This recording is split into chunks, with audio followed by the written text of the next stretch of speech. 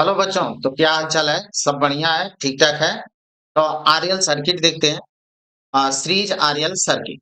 लेकिन ये देखने से पहले हम ब्रीफ में आर सर्किट और यल सर्किट को देख लेते हैं। तो आर सर्किट हमारे पास रेजिस्टेंस है, उसको अल्टरनेटिंग वोल्टेज सोर्स से जोड़ दिया है। अब जो इसमें वोल्टेज होता है और करंट जो होता है सेम फेज में होते हैं। तो वोल्टेज हमारा और करंट जो होते हैं सेम फेज में। करंट ये I nought equal to V nought upon R, ये करंट की पीक वैल्यू को रिप्रेजेंट कर रहा है। अब इसका वेव फॉर्मेट देखें तो इसमें करंट भी और मैक्सिमम दोनों साथ साथ मैक्सिमम होते हैं और दोनों साथ साथ मिनिमम होते हैं। करंट और वोल्टेज जो होते हैं दोनों साथ साथ मैक्सिमम होते हैं और साथ साथ मिनिमम होते हैं। सेम फेज में होने के कारण अगर इनका फेजर डायग्राम हम बनाते हैं तो फेजर डायग्राम ये एक्स एक्सिस ये वाई एक्सिस और ये वोल्टेज को रिप्रेजेंट कर रहा है और ओमेगा टी इनिशियल फेज है। तो इनिशियल फेज है और length of the vector represent करता है पीक वैल्यू को।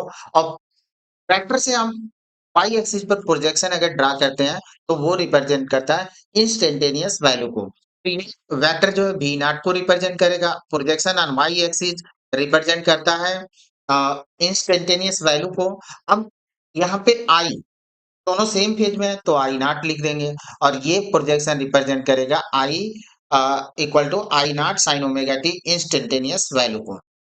आई नॉट को वी नॉट से छोटा इसलिए लिया जाता है क्योंकि आप अगर देखें तो आई नॉट की वैल्यू वैल्यू जो था वी नॉट से में आर को डिवाइड करने से मिलता है, यानी आई नॉट की वैल्यू जो होगी वी नॉट से ऑलवेज लेस होगी, छोटी होगी।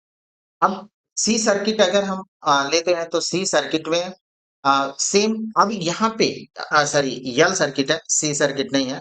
यल सर्किट लेते हैं तो यल सर्किट में हम क्या करते हैं कि अगर यल को इंडक्टेंस को अल्टरनेटिंग वोल्टेज सोर्स से ऐड करते हैं तो इसमें जो करंट जो होती है वो लीड करती है pi by two phase. But अगर करंट लीड कर रही है तो वोल्टेज हमारा pi by two phase lead करेगा।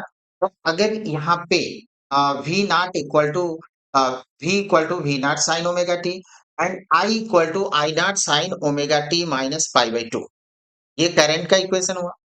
अब इनका वेव फॉर्म देखें तो पहले जो होता है वोल्टेज का पीक आएगा और करंट का पीक जो होता है पाई बाई टू फेज बाद आएगा। यानी अगर इसका हम वो करते हैं फेज वेव फॉर्मेट देखते हैं तो यहाँ पे देखें कि जो वोल्टेज का पीक है वो पहले आ जा रहा है और करंट का पीक जो होता है बाद में आ रहा है। और इन दोनों में जो फेज चेंजिंग है वो कितनी है पाई बाई टू का फेज है। अगर फेजर डायग्राम की बात करें तो हम पहले एक्स एक्सिस लेते हैं, फिर वाई एक्सिस और ये वोल्टेज है इनिशियल फेज ओमेगा टी। अब यहाँ वी नॉट को रिप्रेजेंट कर रहा है वेक्टर और वी नॉट से हम यहाँ पे प्रोजेक्शन अगर ड्रा करते हैं तो ये इंस्टेंटेनियस वैल्यू को रिप्रेजेंट करता है। अब जो करंट है ओमेगा टी में से कितना pi minus pi by two, यानी इस डायरेक्शन में क्लॉकवाइज डायरेक्शन में ये आएगा क्योंकि ये ले लेंगे और ये आई नॉट को रिप्रेजेंट करेगा, इसका प्रोजेक्शन इस पर रिप्रेजेंट करेगा इंस्टेंटेनियस वैल्यू को। और ये हमारा पाई बाई टू ये फेजर डायग्राम है। अब ये तो था ब्रीफ। ये हम लोग अलग अलग सर्किट में देख चुके हैं, आर सर्किट के लिए यल यल सर्किट के लिए। इन दोनों को सीरीज में हम ऐड करके अल्टरनेटिंग वोल्टेज सोर्स से ऐड करें तो क्या मिलेगा रिजल्ट, वो हम लोग को देखना है। तो यहाँ पे आप आए तो ये देखें कि ये हमने यल और आर को सीरीज में कनेक्ट कर दिया। Alternating voltage source V equal to V nought sine omega t add किए। पोटेंशियल अक्रॉस इंडक्टर को VL से रिप्रेजेंट कर दें और पोटेंशियल अक्रॉस R को R में VR से रिप्रेजेंट करें। तो ये दोनों हमारे मिले पोटेंशियल अक्रॉस यल और पोटेंशियल अक्रॉस आर। तो कितनी V R equal to V nought R sine omega T. और जो यल में पोटेंशियल होगा वो क्या होगा, करंट से पाई बाई टू फेज लीड करेगा। करंट अगर लीड करती है तो वोल्टेज क्या हुआ, लीड किया। तो इसका अगर हम पोटेंशियल लिखते हैं पोटेंशियल अक्रॉस यल तो वो V L equal to V nought L sine omega T plus pi by ये होगा। अब वी नॉट आर रिप्रेजेंट करता है peak of the potential in R और वी नॉट यल रिप्रेजेंट करता है peak of the potential in L. अभी इनका हम बनाते हैं फेज़र डायग्राम। तो वीआर और वीएल, वीआर और करंट यानी दोनों सेम फेज में होते हैं, तो वी नॉट आर। अब वी नॉट क्यों ले रहे हैं? बुक में अक्सर जो होता है इसको वी से रिप्रेजेंट किया गया है, लेकिन इसका मतलब नहीं कि वहाँ गलत है। वहाँ भी पीक वैल्यू ही माना गया है और यहाँ पे भी पीक वैल्यू, क्योंकि जो वेक्टर है फेज़र डायग्राम में हम लोगों ने देखा कि जो वेक्टर है रोटेटिंग वेक्टर, वो किसको रिप्रेजेंट कर रहा है? वो पीक वैल्यू को रिप्रेजेंट कर रहा है। तो फेज़र डायग्राम हम किस में बनाएँगे? पीक वैल्यू में। वीआरएमएस में भी बन जाएगा, सेम रिजल्ट आता है, लेकिन पीक वैल्यू में, क्योंकि वेक्टर जो होता है पीक वैल्यू को रिप्रेजेंट कर रहा है, तो पीक वैल्यू लेंगे।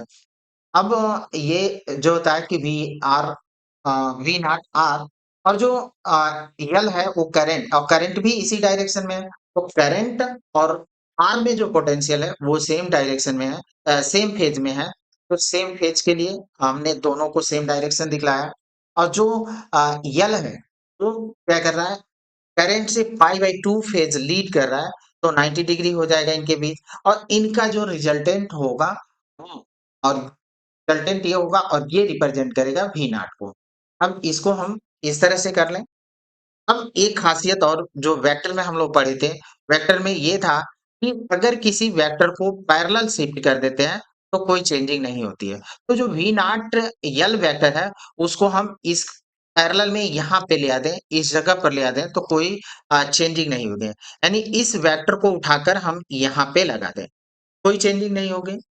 और देखें कि P voltage across R and current in same phase, volt, और जो वोल्टेज across L होगा वो लीड करेगा पाई बाई 2 फेज करंट से।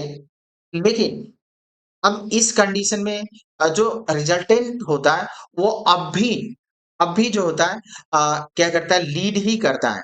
अब यहाँ पे देखें, ये जो होता है कि कितना है? पाई बाई 2 फेज है, बट ये वोल्टेज जो होता है 5 पे अब भी लीड कर रहा है। करंट उसको अपनी तरफ खींच रहा है, और वोल्टेज एल वाला वोल्टेज क्या होता है? उसको अपने तरफ खींचता है। तो दोनों क्या होते हैं? अब पाई बाई 2 फेज ना रह करके, दोनों में फेज डिफरेंस ना रह करके क्या हो जाता है? 5 हो जाता है। हम अगर इसका क्या करते हैं कि फार्मूला डिराइव करें, तो यहाँ पे अगर वेक्टर का फार्मूला लगाएं तो वी नॉट का स्क्वायर किसके बराबर होगा? वी नॉट आर का स्क्वायर और प्लस होगा वी नॉट यल का स्क्वायर। और वी नॉट कितना हुआ? वी नॉट जो होगा वो होगा आई नॉट आर, और वी नॉट यल हमको मिलेगा आई नॉट एक्सएल। अब एक्सएल को बोलते हैं रिएक्टेंस, रिएक्टेंस ऑफ इंडक्टेंस। तो यहाँ से हम इसको हम लिख सकते हैं आई नॉट आर का स्क्वायर और प्लस आई नॉट एक्सएल का स्क्वायर। इसको सिंप्लीफाई करें तो इस तरह से लिख सकते हैं, प्लस आई नॉट का स्क्वायर यल का सॉरी एक्सएल, एक्सएल। तो ये एक्सएल स्क्वायर, आई नॉट का स्क्वायर को हम कॉमन ले लेते हैं, तो हमको मिलेगा R square plus XL square, और ये है वी नॉट का स्क्वायर। अब V nought equal to under root I nought का square R square plus XL square. I nought बाहर निकल कर आ गया, और ये मिल गया R square plus XL square, और ये हो गया वी नॉट। अब V nought V equal to I R का कुछ इसी फॉर्मेट में ये मिल रहा है आई, लेकिन इसको जेड से रिप्रेजेंट करते हैं, और जेड जो होता है रेजिस्टेंस है इस सर्किट का, और ये रेजिस्टेंस जो होता है आर और यल के कारण है, इसलिए इसको रेजिस्टेंस हम लोग ना कह करके इम्पीडेंस कहते हैं। इम्पीडेंस, ये इम्पीडेंस कहलाता है। तो रेजिस्टेंस ना कह करके इसको इम्पीडेंस कहा जाता है। तो V nought equal to formula हम लोग को मिला I nought Z, means Z equal to V nought upon I nought, और इसको हम लोग लिख सकते हैं इस तरह से R square plus XL square. अभी इस सर्किट पर, इस सर्किट का हम लोग पहले फेज डायग्राम वेव फॉर्मेट बना लेते हैं, और फिर जो होता है हम लोग इनकी वैल्यू देख लेते हैं। देयरफॉर इंस्टेंटेनियस वैल्यू देख लेते हैं। उसके बाद से कुछ बेहतर न्यूमेरिकल करते हैं। तो ये अब यहाँ पे फेज़ डायग्राम और एक बात और देखें तो ये वाला अ, ये जो है हम लोगों का क्या रिप्रेजेंट कर रहा था? वी नॉट और ये रिप्रेजेंट कर रहा था वी नॉट एल को और ये रिप्रेजेंट कर रहा था वी नॉट को। V nought equal to I nought R और ये है आई नॉट एल और ये है आई नॉट जेड। अगर आई को सब में से हटा देते हैं तो ये वाला आर होगा, ये जेड होगा और ये एक्सएल, ये एक्सएल होगा। यानी इस तरह से भी ग्राफ हमारा बन सकता है, आर हो जाएगा, ये एक्सएल और ये जो होगा फाई चेंजिंग है जेड होगा। अब आई है, अब वेव फॉर्मेट, अब यहाँ पे वोल्टेज जो है हमारा अब भी जो होता है फाई फेज लीड कर रहा है, यानी जो वोल्टेज है वो फाई फेज अब 90 नहीं रह गया, 90 से कुछ कम हो गया, 90 से कुछ आर और एल को कंबाइंड किए तो 90 से कुछ कम हो गया आई। तो यहाँ पे आप देखें तो जो वेव फॉर्मेट है इसमें करंट और वोल्टेज में कितने का जो होता है फाई फेज चेंजिंग है और जो वोल्टेज है वो करंट से फाई फेज लीड कर रहा है, आगे चल रहा है। यानी इसकी जब इंस्टेंटेनियस वैल्यू अगर हम लिखेंगे तो instantaneous value of voltage and current V equal to V equal to हमको मिलेगा कितना V nought sine omega T plus five. Current से अब भी ये फाइव एंगल क्या कर रहा है, लीड कर रहा है। क्वेश्चन हम लेते हैं तो आइए, और एक tan फाई जो होगा यहाँ से अगर इस तरह से मिला देते हैं, इसमें अगर tan फाई देखें तो ये एक्सएल है, XL upon R, XL upon R और एक्सएल कितना होता है omega L, omega L XL हमारा होता है ओमेगा एल अपॉन आर। तो ये हमको मिलेगा tan फाई। अब एक न्यूमेरिकल लेते हैं और क्वेश्चन है हमारा कुछ बड़ा ही बेहतर क्वेश्चन है। एलआर सर्किट है और जब इसको हम 12 वोल्ट के डीसी सोर्स से ऐड करते हैं तो इसमें 4 एम्पीयर की करंट फ्लो होती है। जब इसको 12 वोल्ट के एसी सोर्स से ऐड करते हैं तो 2.4 एम्पीयर की करंट फ्लो होती है। अब हमको फाइंड करना है और ये 50 हर्ट्ज साइकिल इसका है। अब इसमें फाइंड करना है inductance of the coil. Inductance find करना है इस कॉइल का। तो अब यहाँ से डीसी सोर्स लेते हैं तो Z इक्वल टू हम लोग को मालूम है कि R square plus XL square होता है और डीसी सोर्स के लिए, डीसी सोर्स के लिए क्या है तो ओमेगा कितना होता है 0 और डीसी सोर्स तो Z इक्वल टू कितना हो जाएगा आर स्क्वायर और आर स्क्वायर होगा ये आर, यानी Z इक्वल टू आर हो गया। तो जो करंट होगी वो कितनी होगी V अपॉन जेड और Z इक्वल टू आर तो V अपॉन आर आई हो गया। तो आर की अगर वैल्यू कैलकुलेट करें तो V upon I V 12 volt का है और आई जो है हम लोगों का 4 एम्पियर। तो ये हम लोग को मिल जाएगा 3 ओम, यानी रेजिस्टेंस हम लोगों का मिल गया 3 ओम का रेजिस्टेंस मिल गया। अब हमको फाइंड करना है यल की वैल्यू फाइंड करनी है। तो यल की वैल्यू फाइंड करने के लिए R square plus XL square equal to Z square ये चाहिए जेड स्क्वायर। अब यहाँ से एक्सएल स्क्वायर इक्वल टू हम लोग लिखेंगे Z square minus R square AC source में जब चलते हैं तब की बात कर रहे हैं। तो एसी सोर्स वाला अब यहाँ से देखें तो ये आर तो हम लोग का निकल गया। अब हम निकाल लेते हैं ये इस सोर्स से हम निकाल लेते हैं इसको जेड को देखते हैं कितना आएगा। तो यहाँ पे जब सेकंड में चले तो I equal to V upon Z, तो Z equal to V upon I. Second वाले में जब एसी फॉर एसी हमने लगाया तब, एसी सोर्स लगाया तब, तो वी कितने का है 12 वोल्ट का और ये करंट कितनी 2.4। तो यहाँ से कट करते हैं 120 24 ये मिल जाएगा 5 यानी आर हमको मिल गया 3 ओम का, जेड मिल गया 5 ओम का। तो अब तो आसानी से हम लोग इसको सॉल्व कर सकते हैं। अब R square plus XL square equal to होता है जेड स्क्वायर।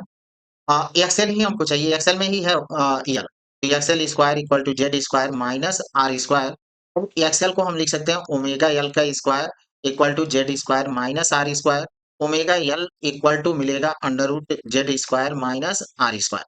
अब जेड कितना है हमारा जेड मिल मिल चुका है पहले, तो 5 ओम, तो 5 का स्क्वायर माइनस 3 का स्क्वायर 16 16 हो जाएगा 4 का तो ओमेगा एल हमको एल चाहिए तो 4 अपॉन ओमेगा और साइकिल जो है कितनी है ये जो होता है 50 का है तो 50 यहाँ पे रखें और 50 से इसमें डिवाइड कर दें तो हम लोग को मिल जाएगा 0.08 हेनरी।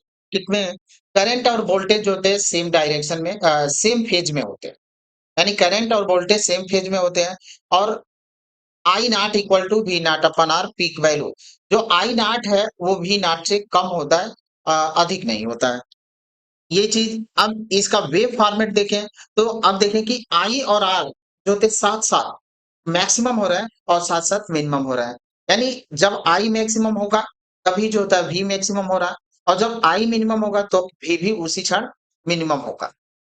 अब इसका फेजर डायग्राम देखें तो आई और आर।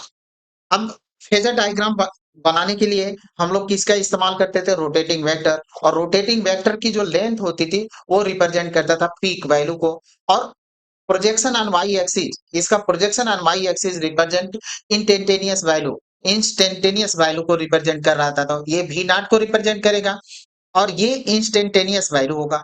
आई जो वेक्टर है वो v से थोड़ा छोटा होगा क्योंकि I nought equal to V nought upon R है। अब ये इसका पीक जो होता है आई नॉट हो गया और इससे प्रोजेक्शन हम ड्रा करें तो ये जो होगा वो क्या रिप्रेजेंट करेगा प्रोजेक्शन प्रोजेक्शन इसका रिप्रेजेंट करेगा इंस्टेंटेनियस वैल्यू यानी करंट की इंस्टेंटेनियस वैल्यू को। अब सी सर्किट में देखें तो जो सी सर्किट में हम लोग देखे थे कि इसमें करंट जो होती है लीड करती है वोल्टेज से फेज पाई बाई टू। तो इसका ये हमने एड किया v equal to V nought sine omega T और करंट जो होगा वो होगा I equal to I nought sine omega T plus pi by two.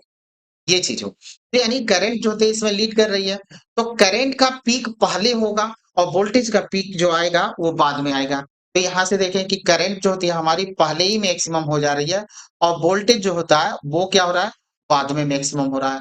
ये वोल्टेज है और ये जो रेड वाली वेव है वो रिप्रेजेंट कर रहा है करंट को। तो करंट का पीक पहले और वोल्टेज का पीक बाद में दोनों में जो फेज चेंजिंग हुआ वो है पाई बाई टू। तो phase changing pi by to होगा। अब इसका हम फेजर डायग्राम बनाएं तो फेजर डायग्राम के लिए रोटेटिंग वेक्टर ये ओमेगा टी और ये वी नॉट को रिप्रेजेंट करेगा और वी नॉट यहाँ से हम क्या करते हैं कि ये प्रोजेक्शन लेते हैं तो ये V nought sine omega t को रिप्रेजेंट करेगा और यहाँ से जो प्रोजेक्शन होगा ये कह लें कि अब करंट का लेते हैं तो करंट इससे पाई बाई टू फेज लीड कर रही है यानी पाई बाई टू फेज लीड करेगी तो इस तरह से होगा और ये होगा और ये प्रोजेक्शन रिप्रेजेंट करेगा यहाँ पे साइन के बजाय या तो sign omega T plus pi by to लिख दें या हम लिख दें कास ओमेगा टी। तो ये कास ओमेगा टी होगा प्रोजेक्शन। पीक इसका आई नॉट को रिप्रेजेंट करेगा तो इसको हम आई नॉट लिखेंगे और ये होगा फेजर डायग्राम। ये दोनों कंसेप्ट जरूरी है जानना तब हम लोग आरसी सर्किट को एनालिसिस कर पाएंगे। तो यहाँ पे आरसी सर्किट का एनालिसिस करते हैं। अब लेते हैं हम लोग आरसी सर्किट।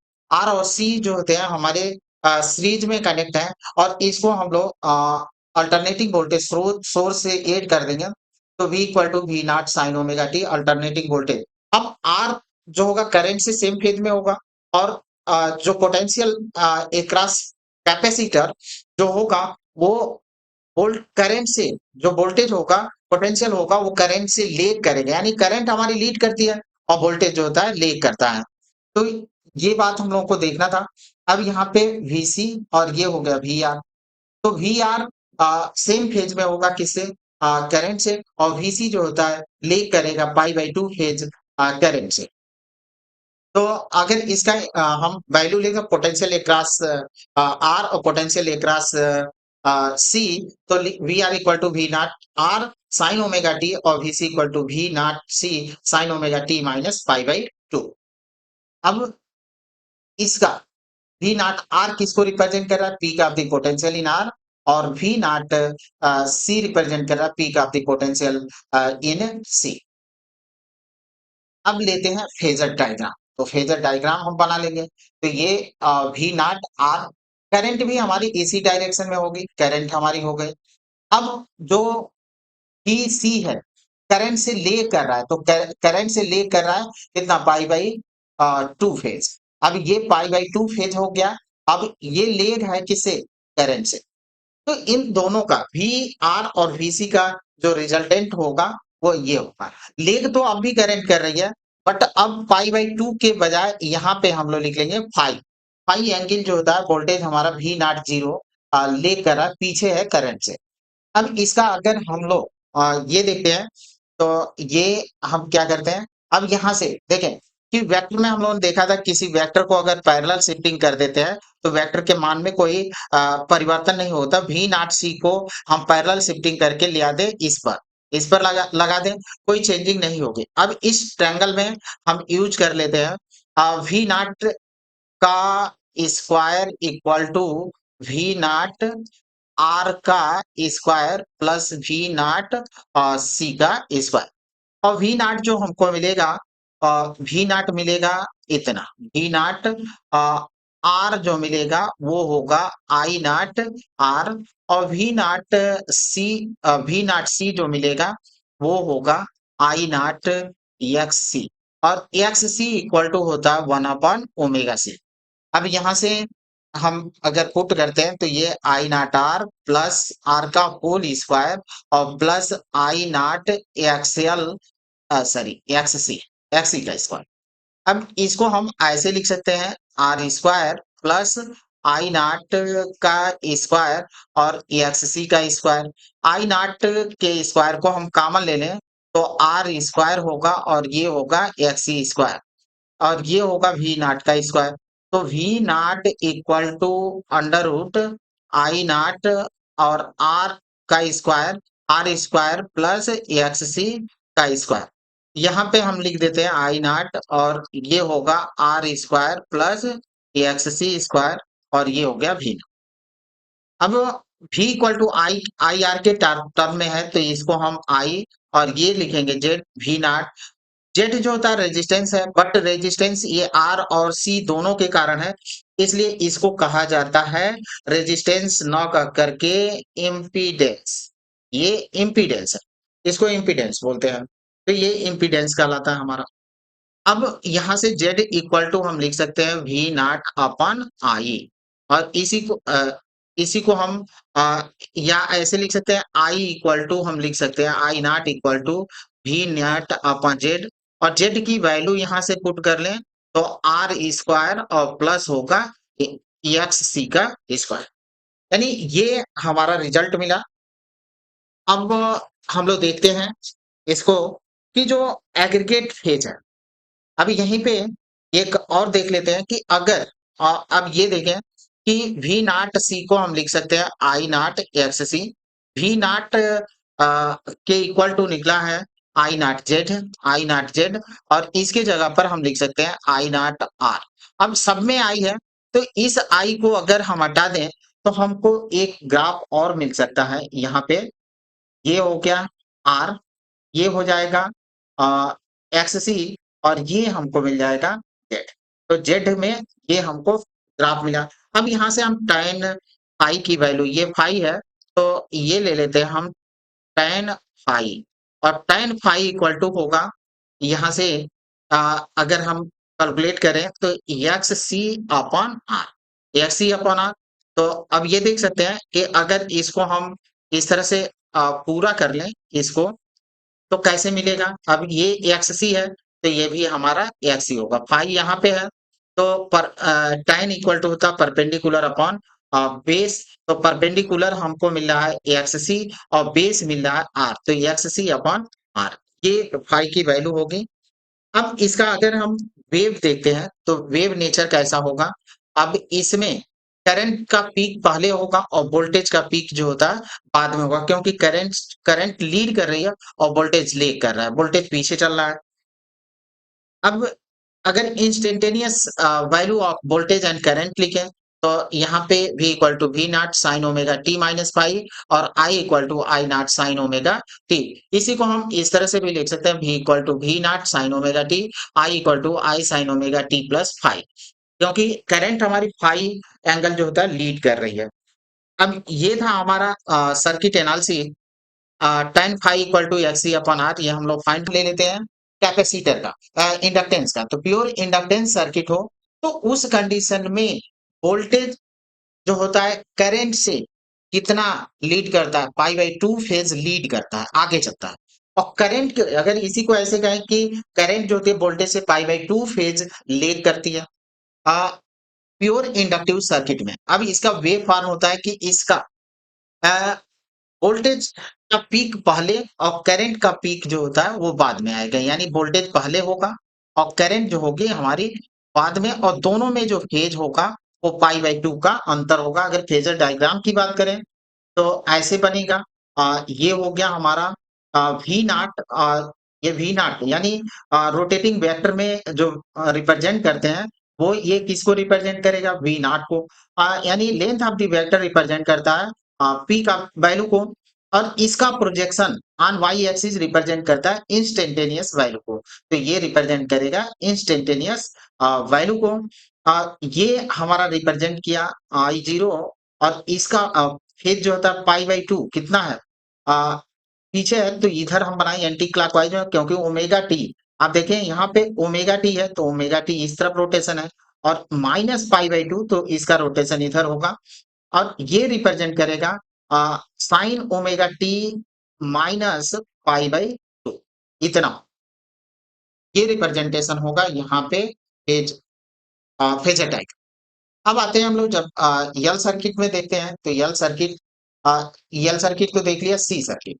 तो सी सर्किट देखें, इसमें ऐड किया तो इसमें करंट जो होती है हमारी पाई बाई टू फेज लीड करती है, यहाँ पे ओमेगा टी और यहाँ पे omega T plus pi by two. तो अब यहाँ पे करंट का पीक जो होता है पहले आएगा और वोल्टेज का पीक जो होता है बाद में होगा, दोनों में जो फेज चेंजिंग होगी वो पाई बाई टू, ये फेज चेंजिंग हो गया। अब इसका फेजर डायग्राम अगर हम बनाते हैं तो ये किसको वी नॉट को रिप्रेजेंट किया, प्रोजेक्शन इसका इंस्टेंटेनियस वैल्यू को रिप्रेजेंट कर दिया। करंट जो होती है कितना पाई बाई टू फेज लीड कर रही है, तो यहां से कितना होना चाहिए पाई बाई टू, तो ये हो गया। और इसका इस पर जो होता है कि प्रोजेक्शन रिप्रेजेंट करेगा इंस्टेंटेनियस वैल्यू को। अब ये रिप्रेजेंट करेगा आई नॉट को, तो ये होगा आई नॉट। ये हमारा फेजर डायग्राम हो गया एल सर्किट का और सी सर्किट में। अगर कंक्लूजन में देखें तो जो हमारी एल सर्किट है उसमें करंट जो होता है लीड करती है, और सी सर्किट में करंट जो होती है लीड करती है। अब दोनों को जब हम कंबाइन करेंगे तो क्या इफेक्ट मिलेगा वो हम लोग को देखना है। तो यहाँ पे हमारा इफेक्ट हुआ।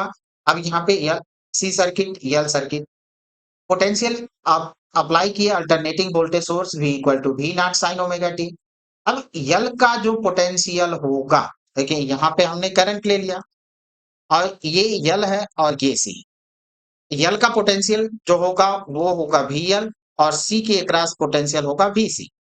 अब ये तो हम लोगों ने देखा कि इसमें यल सर्किट में ये पाई बाई टू फेज लीड कर रहा है और सी सर्किट में पाई बाई टू फेज ले लेकर वोल्टेज लेकर, करंट की बात होती है, करंट इसमें लीड करती है। यल वाले में करंट लीड करती है तो वोल्टेज क्या करेगा, लीड करेगा। और इसमें करंट लीड करती है मींस वोल्टेज जो है हमारा लीड करेगा। तो कंफ्यूज मत होइएगा, इसको ध्यान रखें यल और सी। अब यहाँ पे जो VL है और ये VC है, तो अब यहाँ पे देखें कि यल वोल्टेज VL जो होता है क्या कर रहा है, VL जो होता है लीड कर रहा है पाई बाई टू, और VC में जो ये है वो करंट से लीड कर रहा है कितना, पाई बाई टू फेज। तो यहाँ पे आपको देखना है कि ये आप देखें कि हम लोग ने देखा कि एल सर्किट में करंट लीड करती है यानी वोल्टेज लीड करेगा, सी सर्किट में करंट लीड करती है यानी वोल्टेज लीड करेगा। तो ये यहाँ पे वोल्टेज लेगिंग हो रहा है, यहाँ पे वोल्टेज क्या हो रहा है, लीड कर रहा है। तो यहाँ पे लीड लिख दें, नहीं तो कंफ्यूजन बहुत होता है भाई। यहाँ पे लीड करता है। अब ये हमको मिल गया। अब दोनों में पाई बाई टू यानी अगर हम रिजल्टेंट देखें तो VL और VC में जो फेज चेंजिंग होगी वो 180 डिग्री की होगी। तो यहाँ से वी नॉट यल ले लेते हैं और ये होगा वी नॉट आई। तो आई में यहाँ पे 90 डिग्री का चेंजिंग, यानी यल करंट से कितना पाई बाई टू फेज लीड किया। और VC की बात करें तो V नॉट सी, और ये करंट से पाई बाई टू लीड कर रहा है, यानी ये लीड कर रहा है। तो इनका अगर हम रिजल्टेंट बनाते हैं तो रिजल्टेंट ये होगा कि ये दोनों करंट दोनों के बीच कितने का वीएल और वीसी के बीच 180 डिग्री का वीएल वीसी का मतलब वी नॉट जो मैक्सिमम वैल्यू होती है पीक वैल्यू क्योंकि बुकों में इसको जो होता है कि वी एल और वीसी करके रखा गया तो वहां पे कहने का मतलब गलत नहीं है, वहाँ पे ये पीक वैल्यू ही मानकर चला गया है। तो कन्फ्यूजन ना रखें वी नॉट और वी नॉट सी लिखें वी नॉट एल क्योंकि जो फेजर डायग्राम बनाते हैं उसमें जो वेक्टर होते हैं वो किसको रिप्रेजेंट कर length of the vector represent कर पीक वैल्यू को। तो पीक वैल्यू को रिप्रेजेंट करता है इसलिए यहाँ पे कन्फ्यूजन नहीं पालना है, वहां पे भी कन्फ्यूजन नहीं है उसको पीक वैल्यू ही समझकर बुकों में आप चलें। तो ये हो गया। अब इसका मतलब ये हुआ कि अगर हम वी नॉट एग्रीगेट निकालते हैं तो वी नॉट जो मिलेगा वो वी नॉट एल और ये ले लेंगे वी नॉट सी जो बड़ा होगा इसका मतलब है कि जो अधिक होगा अगर वी नॉट एल अधिक है तो ये वाला इसमें से वी नॉट सी को घटा देंगे। अगर वी नॉट सी अधिक है तो वी नॉट सी को हम पहले कर देंगे। अब इसको हम ये लिख सकते हैं इम्पीडेंस होगा आई नॉट जेड और ये होगा हमारा आई नॉट एक्सएल माइनस ये होगा आई नॉट एक्ससी। अब आई नॉट दोनों तरफ हम कैंसिल आउट करते हैं तो हमको जेड मिलेगा एक्सएल माइनस एक्ससी ये मिलेगा। अब Z equal to XL equal to होता है ओमेगा एल और Z इक्वल टू हम एक्स इक्वल टू 1/ओमेगा सी। इसको हम कोई रिलेशन दे देते हैं Z हमारा मिल गया। अब हमको इसके लिए दो कंडीशन अप्लाई करेंगे।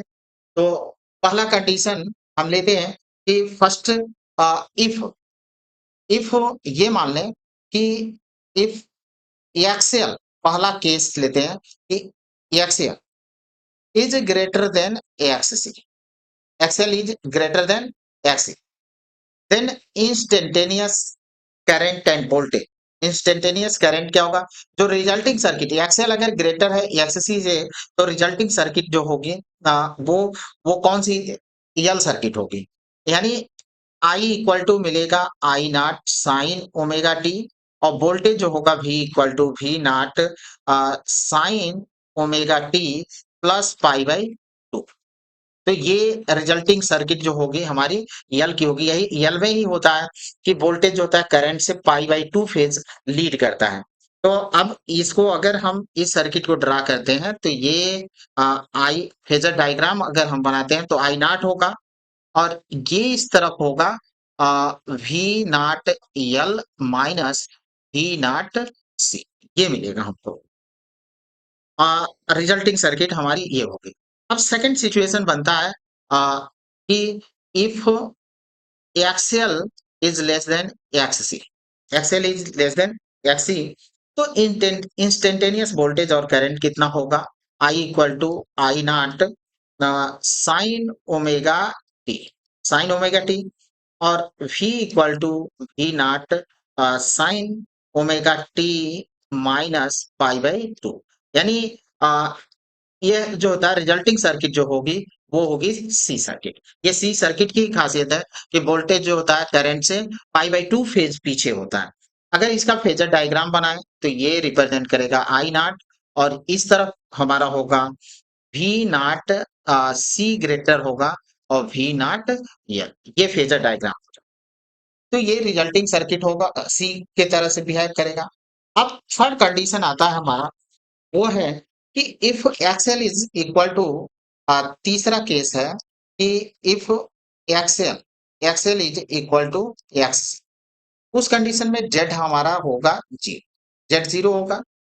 तो आई नॉट जो था वो कितना था वी नॉट अपॉन जेड और V nought upon Z V nought upon zero equal to हो गया इन्फिनिटी।